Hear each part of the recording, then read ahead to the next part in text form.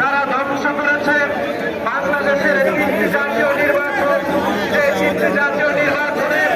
গণতান্ত্রিক নির্বাচনের পরিবর্তে যারা অগণতান্ত্রিক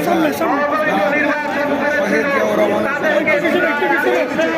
বাংলাদেশের ছাত্র জনতা নিজের জীবনের বিনিময়ে শেখ হাসিনাকে বিতাড়িত করেছে। সুতরাং পরিবর্তিত পরিস্থিতিতে বাংলাদেশ জাতীয়তাবাদী দল একটি গণতান্ত্রিক শাসন ব্যবস্থায় বিশ্বাস করে সেজন্য আগামীর 12ই ফেব্রুয়ারি বাংলাদেশ জাতীয়তাবাদী দলকে যদি বিজয়ী করতে হয় তাহলে আমরা মনে করি চট্টগ্রাম বিভাগের যতগুলি আমাদের আসন রয়েছে সে আসনগুলোতে বাংলাদেশ জাতীয়তাবাদী দল এবং বাংলাদেশ জাতীয়তাবাদী দলের অঙ্গ সংগঠনের প্রতিটি নেতা কর্মীকে রয়েছে তাদের পক্ষে ঐক্যবদ্ধভাবে তাদের পক্ষে ভোটদানের জন্য আমরা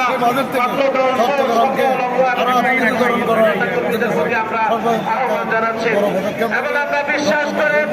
একটি গণতান্ত্রিক বাংলাদেশ জনসভায় কেমন মানুষ হবে বলে কত লক্ষ মানুষ যে আন্দোলন সংগ্রাম করেছেন